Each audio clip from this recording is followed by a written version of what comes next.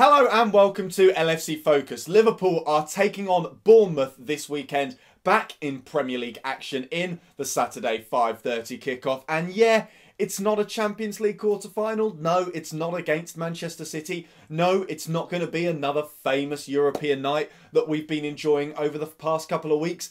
But at the end of the day, it's still a competitive game of football. It's still a game that Liverpool are playing, and therefore it's still one that I think is worth getting excited for, because I think, any game that Liverpool are playing is always worth watching. They're that kind of team which is just fun to enjoy watching for 90 minutes. And at the end of the day, while there has been a growing complacency towards the top four race over the last couple of weeks, especially with the result that Chelsea got against West Ham and against Tottenham as well, they've started falling away. The gap is opening up between Liverpool and fifth place. There's still a job to be done. And I think the most important thing for Liverpool to do between now and the end of the season is to get the job done carefully and in style and without too much fuss. Because obviously, if we do want to progress in the Champions League, if we do want to be talking about winning that semi-final and making it through to the final as well, we can't be putting too much effort into our league campaign in those latter games. And it's worth remembering, of course, that if we do win our next three, and bear in mind they're all winnable games, Bournemouth at home at first, and then West Brom away the weekend after, and then Stoke at home the weekend after that, then the game against Chelsea in the penultimate match of the season would end up being a dead rubber as well. So there's still a massive incentive for Liverpool to win this game. And obviously, after the game against Man City, the last thing you want is a loss to a team like Bournemouth. You want to keep that momentum going. You want to breed a winning mentality in the squad. And what better way to do it than with yet another win after the glorious result against Manchester City on Tuesday night. So team news going into the game, there isn't really much going on in the way of new injuries or old injuries or anything like that. Anyone who has been injured is still injured. There are no fresh concerns for Liverpool's squad really, but I'm expecting a wee bit of rotation. I think nothing on the level of what we had to do for the Merseyside derby, because obviously Liverpool have technically almost had a day and a half extra preparation for this, because not only was the game against City in the second leg played on Tuesday rather than Wednesday night, it's also a late kickoff on Saturday as well, which, as we all know, Jurgen Klopp absolutely loves. He hates the 12:30s. I'm not a huge fan of them either. I think the 5:30s are better. And obviously, they give the players that little bit more rest as well. So obviously, that will help, and we won't see the levels of rotation that we had for the Merseyside derby. But I'm still expecting a few changes here and there for the actual team that I think Liverpool are going to put out. Obviously, Loris Karius in goal. He's been doing great over the last few games. Expect him to make a couple of lovely saves just to keep this game nice and calm for Liverpool. Hopefully, fingers crossed, another clean sheet for him. Centre-back pairing, I'm thinking Van Dijk and Lovren. I think there's a bit of a shout here for potentially resting Van Dijk or resting Lovren and bringing in Ranyar Klavan. Obviously, with him coming back from injury, had a decent game at left-back in the Merseyside derby. And obviously, with our centre-back options thin on the ground and the potential for the games to sort of pile up with that Champions League semi-final later on in the month as well, it will be useful to have Ranyar Klavan as an available backup. And for that reason, I think it's worth giving him game time here and there. But for now, I think Van Dijk and Lovren, very, very impressive in the game against Manchester City. And they seem to be forging a pretty good partnership as well. So I think you go with Van Dijk and Lovren as a centre-backs, and maybe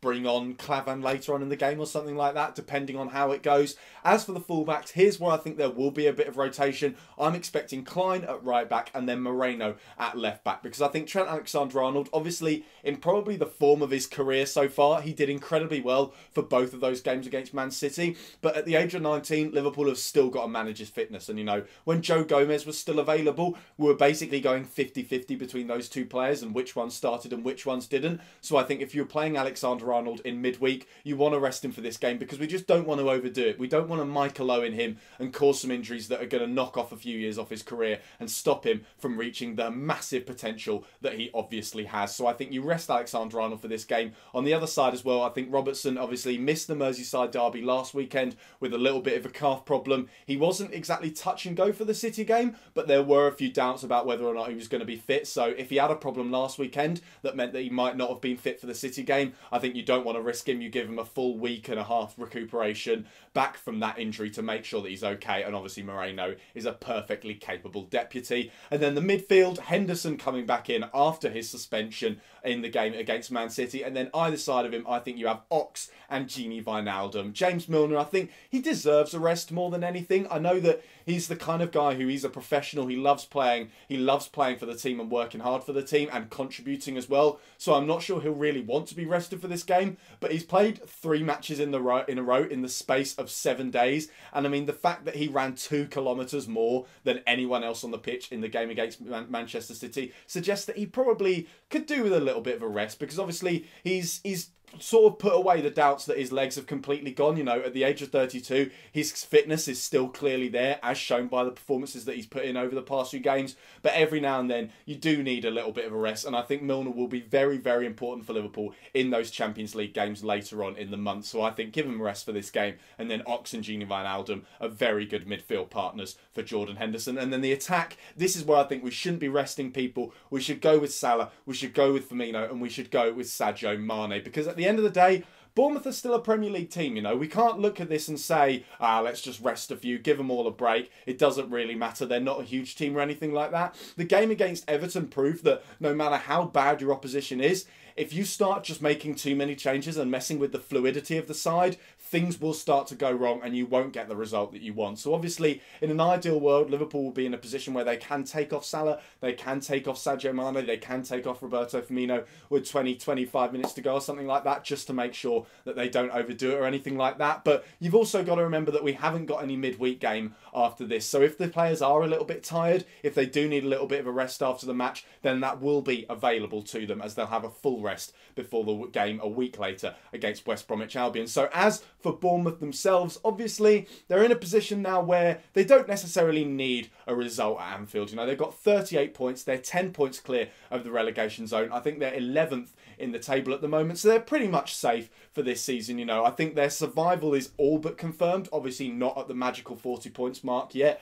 but it's highly likely that they will reach that between now and the end of the season. So I think they're relatively fine, and hopefully that means that they'll give Liverpool a proper game. You know, they don't have to try and grind out a result, but they will come to this thinking, okay, well, you know, a win or a draw here would be a good result, so they're probably going to go for it a little bit. And they have, of course, got the kind of players that can hurt Liverpool. You know, they've got fast, speedy players on the break like Callum Wilson, like Josh King, like our own ex-player Jordan Ibe as well, who will probably be out to prove a point if he starts at Anfield on Saturday evening. So that is something for Liverpool to watch out for. You know, Bournemouth will carry a threat on the break, and we've always got to be careful of that, especially given that while, you know, like I said, Bournemouth won't sit deep, but you can probably expect Liverpool to have a lot of the ball. You can expect us to be playing a lot of the game in Bournemouth's half, because we are naturally the dominant team and we're at home as well. And with the players we've got, Bournemouth will look to stop all of those brilliant fluid attacking moves that Liverpool like putting together. And we've just got to be wary that we don't leave ourselves too open at the back. But still, I think this is absolutely a game that Liverpool should be winning. Like I said,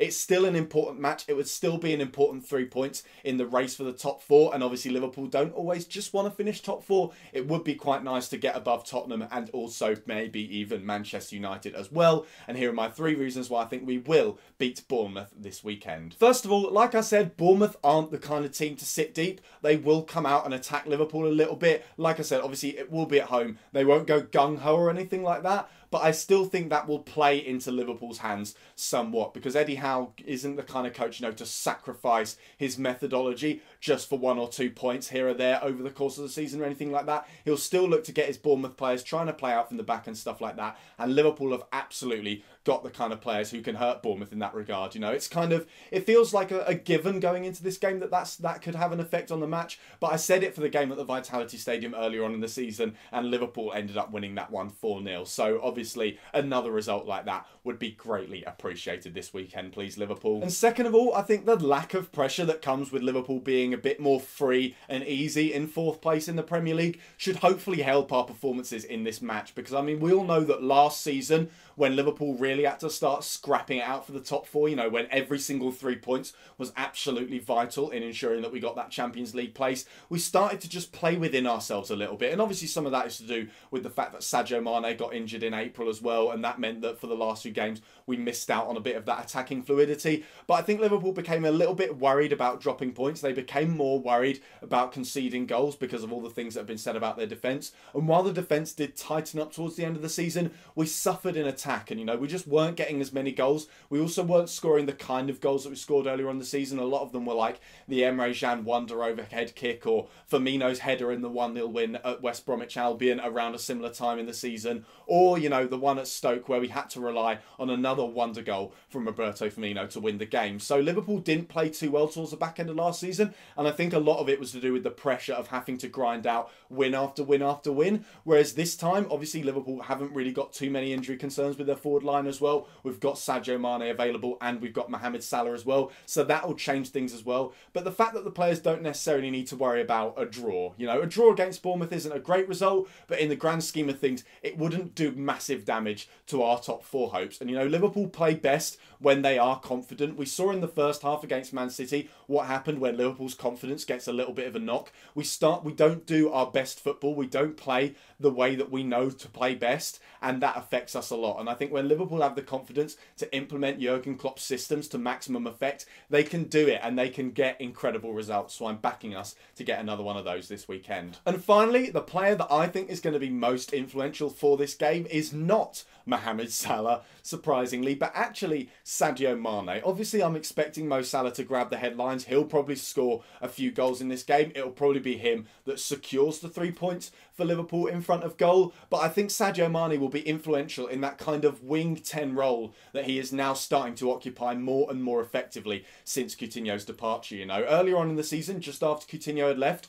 Mane seemed to fade a little bit and no one was really sure why. But it's now starting to become clear that that was all to do with him adapting to a slightly more central, slightly more withdrawn role that he hasn't necessarily been used to in games earlier on in his career. And it is starting to pay dividends. You look at the game against Watford where, while Mane didn't get on the score sheet, he registered 2 assists, both for Mohamed Salah, and he was instrumental in dropping deep and centrally and creating chances for those other 2 members of the front 3, Roberto Firmino and Mohamed Salah. And obviously he also had a good game against Crystal Palace, a slightly different one there, very, very involved in a bit of a different capacity to the one against Watford, but he seems to be growing into that wing 10 role. He seems to be working out how to influence matches from that area of the pitch, and I think it's games like this against those deep line defences that obviously, like I said, Bournemouth won't park the bus, but their defence will look to sit back and soak up pressure a little bit, where Sadio Mane can really shine in that role. And I think with his form in the current level that it is at the moment, I'd absolutely back him to do that and help Liverpool get the 3 points. So that is all for today's video. Thank you guys very, very much for watching. I'll be back on Saturday night with the post-match reaction